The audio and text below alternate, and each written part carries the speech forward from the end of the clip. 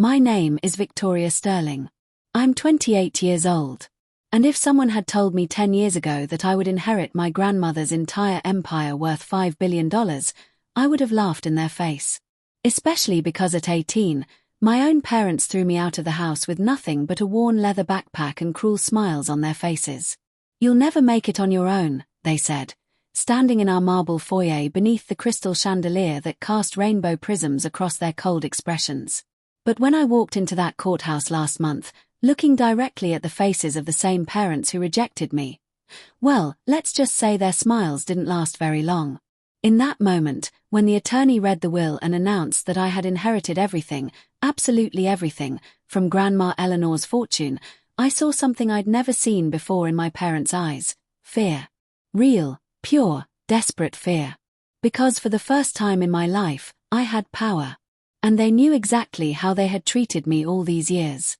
My mother, Patricia, tried to disguise it with that fake smile I knew so well, her manicured fingers clutching her Hermes purse as she whispered, "Of course, darling, we'll help you manage all of this." My father, Richard, nodded his head like the billions were already in his account, his gold Rolex catching the fluorescent courtroom lights. My older brother, Alexander, stretched in his chair like a king awaiting his crown, his Italian leather shoes gleaming against the polished floor. But when the judge turned the next page of the will, their smiles froze like ice sculptures in winter sun. And I knew that finally, it was my turn. The mahogany conference table where we sat seemed to stretch endlessly between us, its polished surface reflecting the tension that filled the air like smoke. The leather-bound will in the attorney's hands looked ancient, its pages yellowed with age and sealed with my grandmother's distinctive wax stamp, a sterling rose that had been her signature for decades. I remembered seeing that same rose embossed on her personal stationery, the elegant cream paper she used to write me encouraging letters during my darkest days. Now, that same symbol was about to change everything. The courthouse walls, lined with portraits of stern-faced judges from decades past, seemed to lean in as witnesses to this moment of reckoning. Even the grandfather clock in the corner, a towering piece of carved oak that had been keeping time in this building for over a century, seemed to tick louder, marking each second that brought us closer to the revelation that would shatter their carefully constructed world of assumptions and entitlement. I grew up in a house where appearances mattered more than love. Our Tudor-style mansion in Beacon Hill, with its ivy-covered brick walls and wrought-iron gates, was a monument to my parents' obsession with status. Richard and Patricia Sterling weren't poor, far from it. Dad was a regional director at Sterling Logistics, a company that bore our family name and had made him wealthy enough to afford the finest things money could buy. Mom was the type who lived for charity galas and country club gossip, her walk-in closet filled with designer gowns from Valentino, Chanel, and Oscar de la Renta, each one costing more than most people's annual salary. But if you looked beyond the polished smiles and the perfectly arranged fresh orchids that adorned every room, you'd see the rot beneath the surface. They only valued the child who fit their perfect image. That child was my brother, Alexander. He was the golden boy, straight, an honor student, captain of the lacrosse team, the one my parents paraded at dinner parties in our formal dining room with its hand-painted Chinese wallpaper and antique silver candelabras. Every victory of his was a family celebration worthy of breaking out the Dom Perignon that Dad kept locked in our wine cellar. When Alexander got accepted to Harvard, Dad opened a bottle of 1996 Krug champagne that cost $3,000. When I wrote a short story that won a regional literary contest, Mom shrugged while polishing her collection of Waterford crystal stemware and said, "That's cute, Victoria, but writing won't pay for a house like this." It wasn't that I was rebellious. I wasn't sneaking out through the wrought-iron French doors of our conservatory or breaking the house rules that were posted on expensive parchment paper in the kitchen. I simply didn't fit the mold they had cast in sterling silver. I preferred reading first-edition classics in our mahogany-paneled library to watching Alexander's lacrosse games from the bleachers of his private academy. I loved sketching in my art journal with Japanese charcoal pencils rather than attending the cotillion balls where Mom displayed me like an accessory to match her pearl necklaces. For that fundamental difference in my soul, I was branded as difficult and ungrateful. When I asked why Alexander received a brand new BMW 3 Series convertible for his 16th birthday, complete with custom leather seats and a sound system that cost more than most cars, While I had to patch together rides from friends in their hammer-down vehicles, my father's jaw tightened like a steel trap. His Mont Blanc fountain pen stopped mid-signature on whatever important document he was reviewing at his mahogany desk, and he looked at me with those cold blue eyes. "Life isn't fair, Victoria. Learn your place in this family." I grew up in a house where appearances mattered more than love. Our Tudor-style mansion in Beacon Hill, with its ivy-covered brick walls and wrought-iron gates, was a monument to my parents' obsession with status. Richard and Patricia Sterling weren't poor, far from it. Dad was a regional director at Sterling Logistics, a company that bore our family name and had made him wealthy enough to afford the finest things money could buy. Mom was the type who lived for charity galas and country club gossip, her walk-in closet filled with designer gowns from Valentino, Chanel, and Oscar de la Renta, each one costing more than most people's annual salary. But if you looked beyond the polished smiles and the perfectly arranged fresh orchids that adorned every room, you'd see the rot beneath the surface.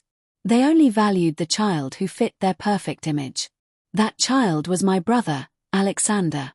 He was the golden boy, straight, an honor student, captain of the lacrosse team, the one my parents paraded at dinner parties in our formal dining room with its hand-painted Chinese wallpaper and antique silver candelabras. Every victory of his was a family celebration worthy of breaking out the Dom Perignon that Dad kept locked in our wine cellar. When Alexander got accepted to Harvard, Dad opened a bottle of 1996 Krug champagne that cost $3,000. When I wrote a short story that won a regional literary contest, Mom shrugged while polishing her collection of Waterford crystal stemware and said, "That's cute, Victoria, but writing won't pay for a house like this." It wasn't that I was rebellious.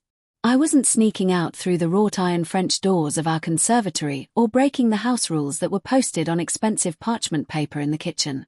I simply didn't fit the mold they had cast in sterling silver. I preferred reading first-edition classics in our mahogany-paneled library to watching Alexander's lacrosse games from the bleachers of his private academy. I loved sketching in my art journal with Japanese charcoal pencils rather than attending the cotillion balls where Mom displayed me like an accessory to match her pearl necklaces. For that fundamental difference in my soul, I was branded as difficult and ungrateful. When I asked why Alexander received a brand new BMW 3 Series convertible for his 16th birthday, complete with custom leather seats and a sound system that cost more than most cars, while I had to patch together rides from friends in their hammer-down vehicles, my father's jaw tightened like a steel trap. His Mont Blanc fountain pen stopped mid-signature on whatever important document he was reviewing at his mahogany desk, and he looked at me with those cold blue eyes. "Life isn't fair, Victoria. Learn your place in this family." By the time I turned 17, the tension in our house was unbearable, thick as the expensive Persian rugs that covered our hardwood floors. Every dinner became a trial in our formal dining room, where we sat at a table that could seat 12 but felt like a courtroom when it was just the four of us. The table was set with our family's spode china, white porcelain decorated with delicate blue flowers that had been passed down through 3 generations of Sterlings. Mom would use her sterling silver fork to pick at her organic salmon while rolling her eyes whenever I asked for basic fairness, her diamond tennis bracelet catching the light from the crystal chandelier above. Alexander would smirk across the table, twirling his car keys, a custom BMW key fob made of brushed titanium, basking in the glow of being untouchable while I sat there with nothing but my own determination. Dad's study, where these family meetings often moved, was his temple of authority. The walls were lined with first-edition legal books bound in rich burgundy leather, their gold-embossed titles gleaming under the warm light of his antique brass banker's lamp. His desk, a massive piece of English oak that had belonged to his grandfather, was always perfectly organized with his collection of Mont Blanc pens arranged in a crystal holder, important documents sealed with red wax, and a humidor filled with Cuban cigars that cost $500 each. It was from behind this fortress of wealth and power that he delivered his ultimatums, his voice echoing off the Corford ceiling that had been hand-carved by European artisans. I'll never forget the night he leaned forward in his leather captain's chair, the same chair where generations of sterling patriarchs had made family decisions. His voice was low and sharp as a blade. "If you're still living under this roof by 18, you're a failure." The words cut deeper than any slap, each syllable measured and deliberate like the tick of the antique grandfather clock that stood sentinel in the corner of his study. The clock had been in our family for over a century, its brass pendulum swinging back and forth like a metronome marking the countdown to my exile. I laughed then, because what else could I do while sitting in a chair upholstered in fabric that cost more per yard than most people's monthly rent? But inside, I was shattering like the crystal stemware Mom was so proud of.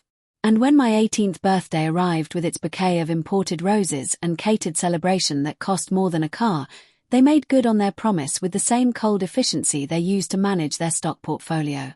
Throughout all those years of struggle, through all the minimum wage jobs and nights sleeping on borrowed couches that smelled of cigarettes and broken dreams, I carried a deep and painful desire. I wanted them to recognize my worth. Not the worth of my bank account or my achievements that could be displayed on their mantelpiece like trophies, but my worth as a human being. I wanted my parents to look at me and see a daughter worthy of love, not a problem to be solved with their checkbook or shipped off to boarding school like an inconvenient piece of furniture.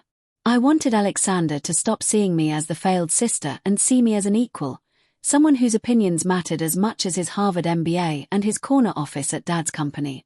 This desire consumed me during those lonely 3 a.m. shifts at the all-night diner where I served coffee in chipped ceramic mugs to truck drivers and insomniacs, my hands raw from washing dishes in industrial-strength soap that stripped away more than just grease.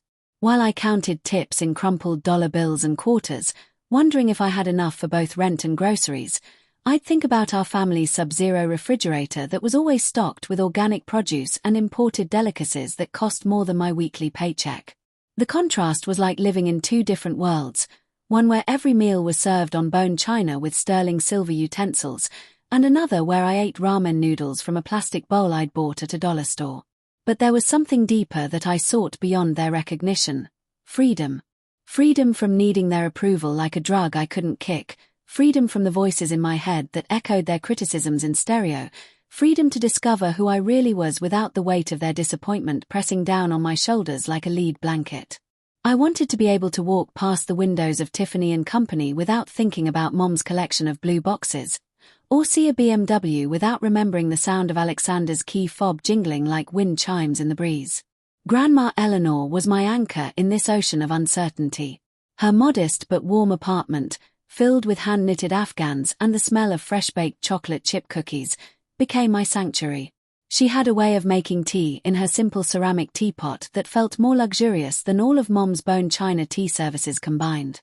Her gentle reminders, delivered while we sat on her floral-patterned sofa that had seen better days but held more love than our mansion's designer furniture, anchored me.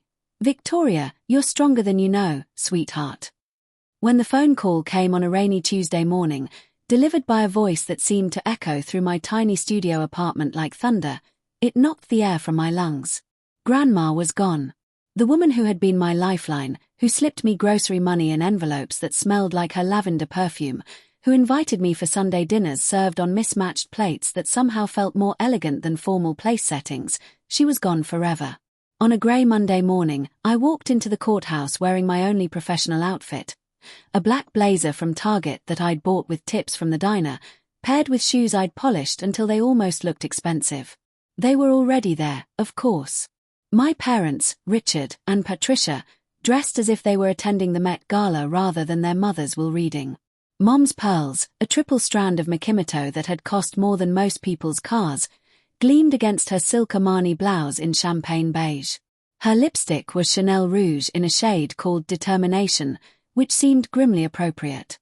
Dad sat with his hands folded smugly, his platinum Patek Philippe watch catching the fluorescent lights like a beacon of his success. His custom-tailored Tom Ford suit in charcoal grey probably cost more than I'd made in 6 months at the diner. And Alexander. Alexander looked like he was born to inherit an empire. His navy Ralph Lauren purple label suit was perfectly tailored, hugging his frame in a way that screamed expensive craftsmanship. His Johnston and Murphy leather shoes were polished to a mirror shine, and his silk tie, a subtle Hermes pattern in navy and gold, was knotted with mathematical precision. When I stepped through the mahogany doorway with its brass nameplate reading Probate Court, all three of them turned like a synchronized dance of entitlement. Mom's smile stretched too wide, revealing teeth whitened to an unnatural brilliance. "Victoria, darling," she cooed as though we hadn't gone years without speaking, her voice dripping like honey from a silver spoon. "I knew you'd come." Dad gave a curt nod, his eyes already drifting back to the attorney's Bottega Veneta briefcase like a hawk watching prey. Alexander smirked and muttered just loud enough for me to hear, "This should be entertaining." I sat down across from them in a chair upholstered in forest green leather that had probably witnessed decades of family dramas. My pulse hammered in my ears as I took in the room's intimidating grandeur, walls paneled in rich walnut, built-in bookshelves filled with leather-bound legal volumes that looked like they'd never been opened, and an oil painting of Lady Justice that seemed to watch over us with blind but knowing eyes. The air felt thick, suffocating, as though the walls themselves knew what was about to happen. The attorney, a sharp-eyed man named Mr. Whitmore who wore wire-rimmed glasses and carried himself with the quiet authority of someone who delivered life-changing news countless times, cleared his throat and adjusted his papers with the precision of a surgeon preparing for an operation. "We are here to read the last will and testament of Eleanor Rose Sterling," he began, his voice steady and professional. Mom's manicured hand brushed mine, her nails, painted in Dior's Palace shade and professionally shaped into perfect ovals, pressing slightly into my skin. "Don't worry, Victoria," she whispered, her breath smelling of the mint tea she always drank before important meetings. "Of course, we'll manage everything for you." Her tone carried the same condescending sweetness she'd used when I was 10, and she explained why I couldn't have a pony like the other girls at my private school. Dad nodded smugly, his Mont Blanc pen already poised over a leather portfolio as if he were preparing to sign documents transferring billions into his personal accounts. They had no idea what was about to hit them like a meteorite striking their perfectly manicured world. The room was so quiet I could hear the rustle of papers as Mr. Whitmore flipped to the first page of the will, each movement amplified in the cathedral-like silence. The document itself was a thing of beauty, cream-colored paper with watermarks visible when held to the light, bound in a leather cover embossed with the Sterling family crest that Grandma Eleanor had designed herself, a rose entwined with wheat, symbolizing beauty and abundance. My parents leaned forward like predators sensing wounded prey. Alexander stretched back in his chair like Caesar awaiting tribute, and I gripped the edge of my seat until my knuckles turned white as porcelain. "This is the last will and testament of Eleanor Rose Sterling," Mr. Whitmore began, his voice carrying the weight of decades spent delivering verdicts that changed lives forever, dated and notarized exactly 1 year prior to her passing. Mom exhaled audibly, the sound escaping through her perfectly glossed lips like air from a champagne bottle being opened.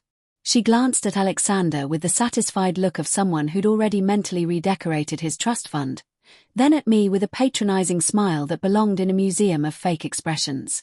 Dad rested his hand on his knee, his confidence radiating from his pores like expensive cologne. I could almost hear the script they'd written in their heads. Alexander inherits the fortune, they manage it together like a family corporation, and I fade into irrelevance like yesterday's society page news. But then Mr. Whitmore's next words split the air like lightning striking their crystal palace. "I, Eleanor Rose Sterling, do hereby leave the entirety of my estate, valued at approximately $5 billion, to my granddaughter, Victoria Rose Sterling." Time stopped. I swear the antique grandfather clock in the corner, a towering piece of carved mahogany that had been keeping time in this building since 1923, went silent. For a heartbeat that felt like an eternity, nobody moved. My parents froze mid-smile, their faces cracking like ice sculptures in summer heat. Alexander's jaw dropped, revealing his perfect veneer teeth, then snapped shut with an audible click that echoed off the walnut-paneled walls. I blinked, certain I'd misheard. $5 billion to me. My pulse thundered so loudly in my ears that I barely registered the attorney continuing. "It is my express wish," Mr. Whitmore read, his voice cutting through their shock like a blade through silk, "that this estate be left in her sole possession with no trustees, no oversight, and no conditional management. Victoria Rose Sterling is to have full control of all assets, properties, and holdings effective immediately upon my death." The silence that followed was deafening, broken only by the distant sound of traffic through the courthouse's thick stone walls and the almost inaudible tick of that ancient clock marking each second of their disbelief. Then, like vultures realizing their feast had sprouted wings and flown away, my family scrambled into action. Mom's voice shot out first, shrill but laced with artificial sweetener. "Well, of course that makes perfect sense," she said, clapping her manicured hands together with the enthusiasm of someone applauding a child's piano recital. Victoria was always close to her grandmother. Her Cartier bracelet jingled like wind chimes as she gestured. Naturally, she'll need our guidance, won't she, Richard? Dad straightened his Italian silk tie and nodded quickly, his smile stretched so tight it looked painful. Yes, absolutely. 5 billion is, well, it's an enormous responsibility for someone so young, so inexperienced. His voice carried the patronizing tone he'd used when explaining why I couldn't manage my own allowance. We'll step in, manage the investments through our private wealth management firm, oversee the real estate portfolio, protect her from making costly mistakes that could devastate the family legacy. The courthouse scene was only the opening act of this family opera. By the time I returned to my studio apartment that evening, a 400-square-foot space in a converted warehouse where the walls were so thin I could hear my neighbor's television through the drywall, my iPhone was already buzzing with text messages from Mom. Each notification lit up my cracked screen like tiny explosions of desperation. We should talk, sweetheart. Your father and I know what's best for family wealth preservation. Don't make rash decisions that could impact generations of Sterlings. Each text dripped with false concern seasoned with the kind of financial jargon she'd learned from watching Dad manage his portfolio, but I knew the truth. They were circling like sharks who'd caught the scent of blood in crystal clear water. I ignored them, letting my phone battery die while I sat in my second-hand IKEA chair, staring at the single window that faced a brick wall. For 2 days, blessed silence filled my small world like snow-muffling sound. Then, late one Thursday night, a knock rattled my door with the persistence of someone who wouldn't take no for an answer. When I opened it, there stood Alexander leaning against the doorframe in his charcoal grey Brunello Cucinelli jacket, that infuriating smirk plastered across his face like a billboard advertising his arrogance. Without waiting for permission, he pushed past me into my apartment, his Gucci loafers clicking against my cheap laminate flooring like a metronome keeping time to his condescension.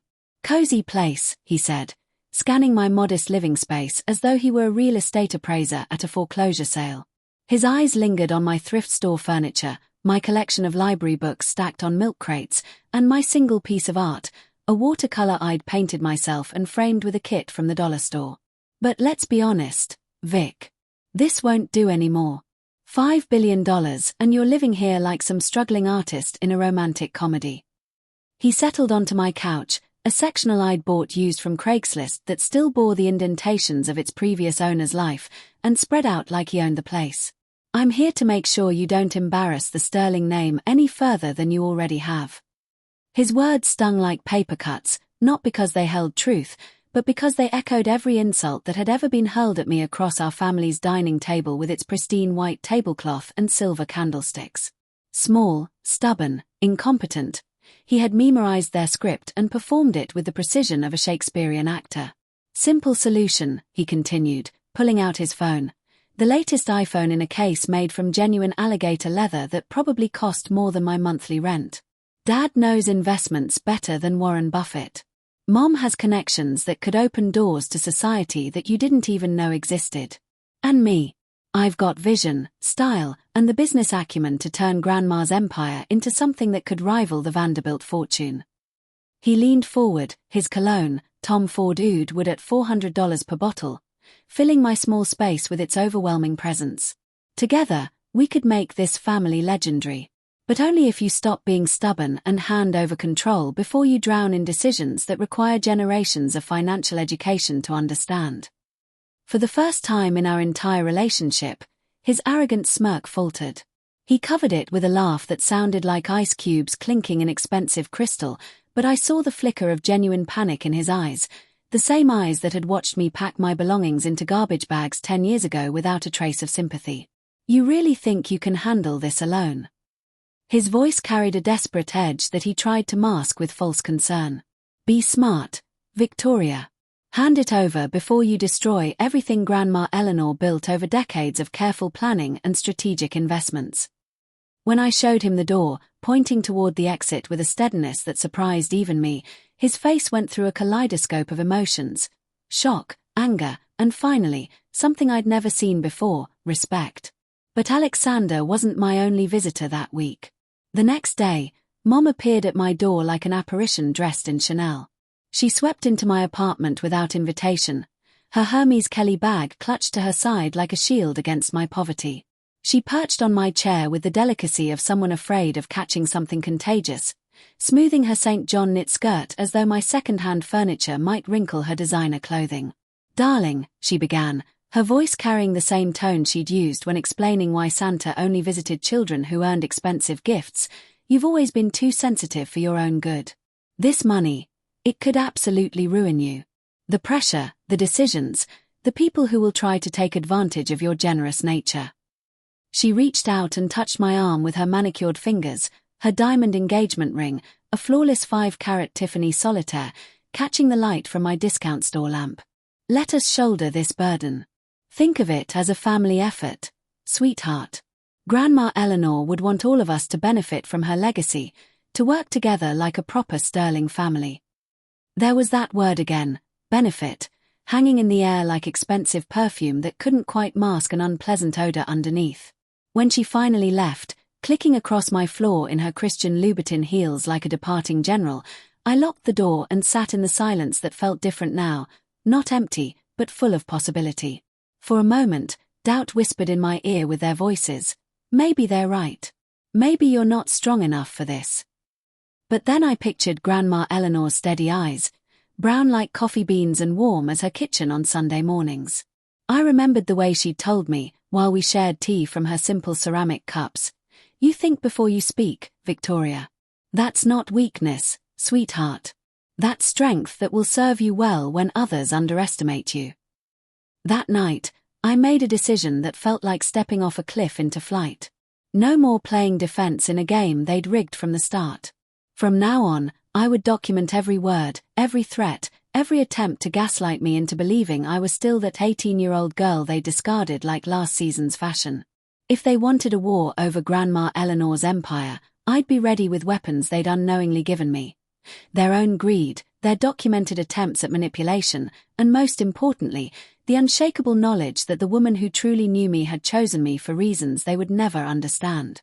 Deep down, I knew this was only the beginning of a story that would redefine not just my life, but the meaning of the sterling name itself. What grabbed your attention most in this story of ultimate triumph? Was it Victoria's courage, Grandma Eleanor's wisdom, or perhaps the epic downfall of this toxic family? Tell us in the comments what part impacted you the most.